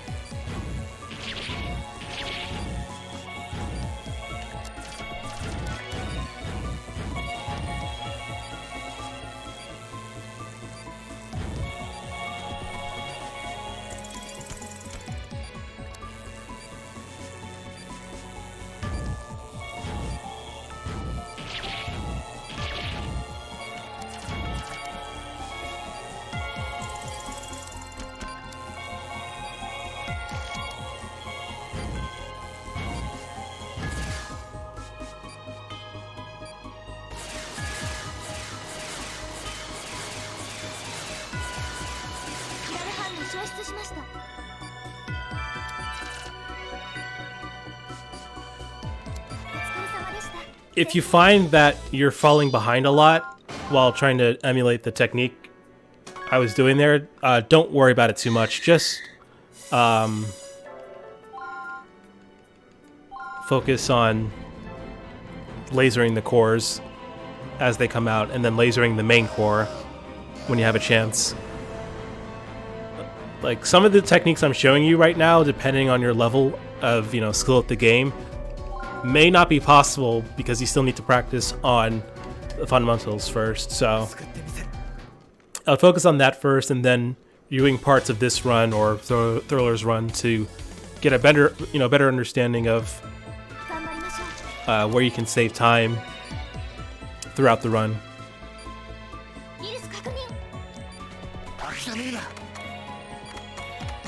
Alright, so Fallen Heroes, also known as 6-7, or as I like to call it, the Guilt Rush. So we're just going to be rushing through a bunch of guilt patients as quickly as possible. We always use the Healing Touch for Treaty first. You can't, I mean, I'd only recommend it as a marathon strat, but you can save your Healing Touch for Defterra, but Healing Touch for Defterra generally wastes more time than saves.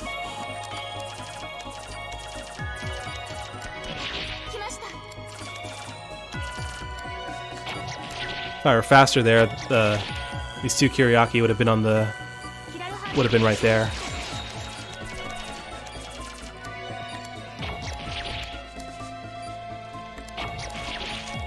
As for Naomi's Healing Touch, you don't need it for Paraskevy, but I like to keep it for that, because Kiriaki is fairly trivial if you're going fast enough.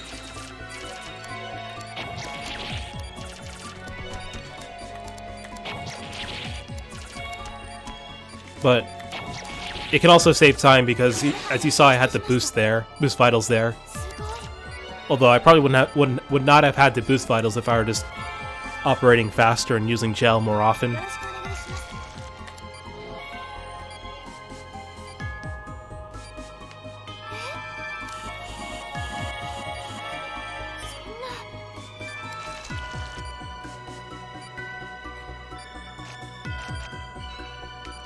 So yeah, you saw me use the gel a little bit there because I saw the blue pair moving towards each other. And I lucked out there.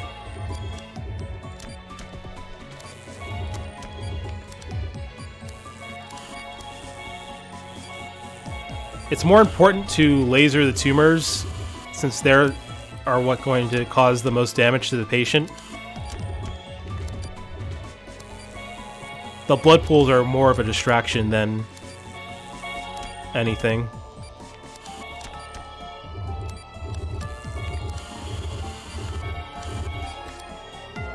Gotta be kidding me. That would have killed the patient on hard.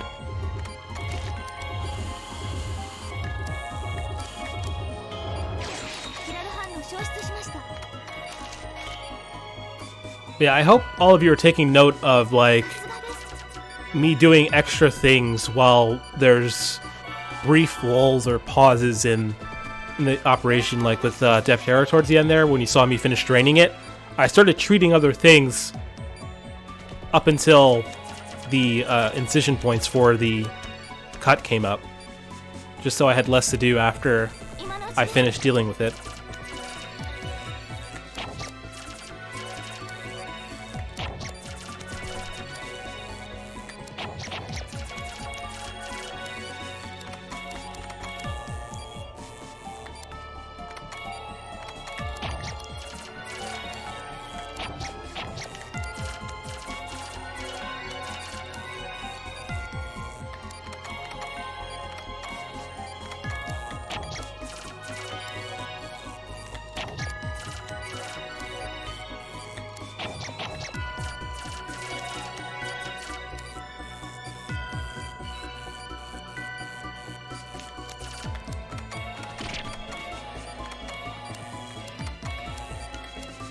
I hate this cut.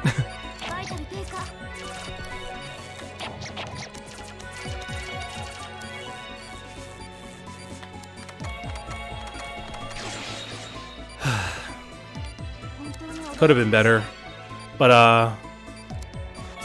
yeah, really good suturing there helps with Paraskevi.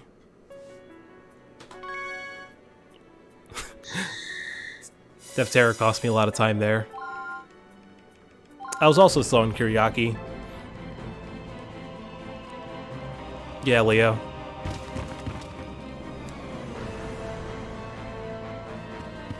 Yeah, you really have to catch yourself when you're just sitting there waiting for something to happen. You really have to be of the mindset of what can I do here? Is there something I can laser? Is there something? Do the vitals need to be boosted? What's the next step I can take? Basically, you want to keep yourself in this constant fight or flight mode of finding what you can do to advance the operation.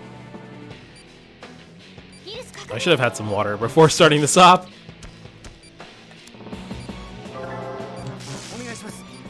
Oh, never mind. I can do it now because of this transition.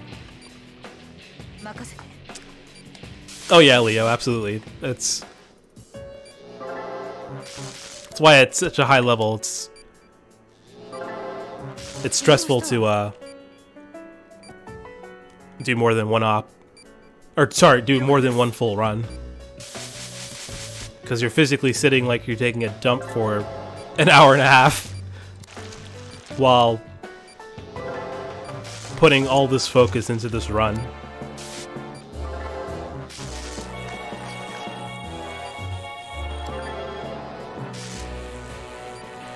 So Salvato 2, the fundamentals are similar to 1, but laser management is considerably more important here.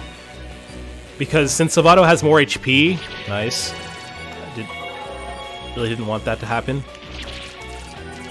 I should also mention that Savato restores its HP every time it does an attack like that.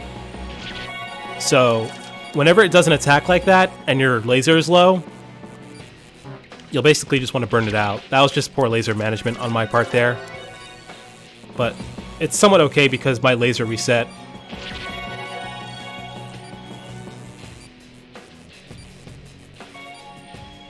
So my laser is low, I'm just going to burn it out here.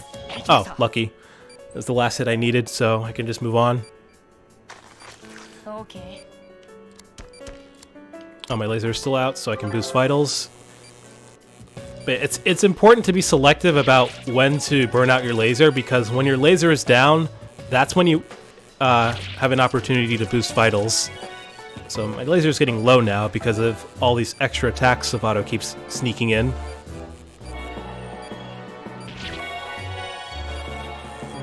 So I'm just going to burn it out. Boost. That's fine. Treat all wounds. Just keep tapping. Tap, tap, tap, tap. I should have treated that cut earlier. Good. It would have been nice if I had gotten the healing touch off to boost vitals to 99, but 42 is not terrible. As you can see, I'm above 60 now. Yeah, it's really imperative to laser those spiders as soon as they come out. I may have to skip an attack phase of just lasering to instead just boost vitals, depending on how this goes. Okay, good. I actually wanted the laser to burn out there so I could boost vitals a little more.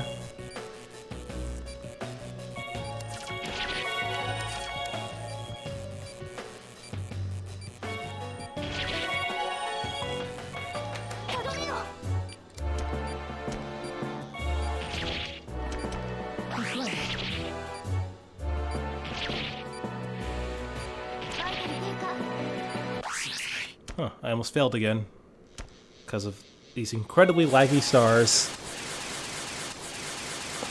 But yeah.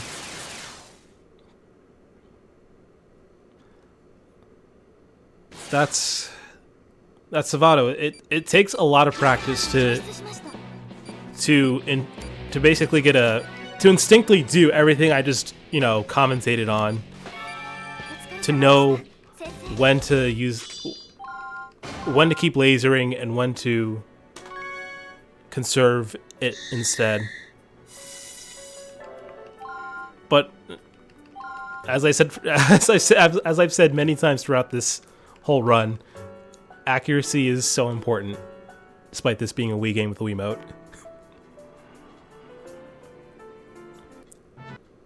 And practice tool switching. Tool switching will mean the difference between you sneaking in an extra 5 points of health and dying to Kiriaki and losing the run.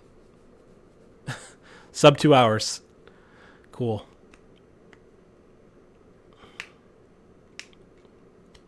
So yeah, thanks for watching, everyone. I hope this will help the newer runners out there get a better idea for where they can improve, what to do for ops like Savato and Paraskevi. Again, I highly recommend joining the Trauma Center Discord. All of us are more than happy to help you out with things you might be struggling with and ops to practice on and learn. We also have guides on speedrun.com/TCSO. I'll link it in a bit. I'll also put this video up on YouTube and put it there as well. Yeah, no problem, Lee. I'm really happy to help. When I started running this game in 2014, it was just me and sort of Alta Biscuit casually playing. And all we had to go on was STSK's run, so I think I've probably watched his normal run 12 times from beginning to end, and hundreds of times watching individual ops and like just frame advancing all these different parts, trying to discern what I could just from how they played the game, since I couldn't talk to them about what they did. So being able to now provide commentary for everyone in English and show exactly what I've learned can hopefully help someone else out.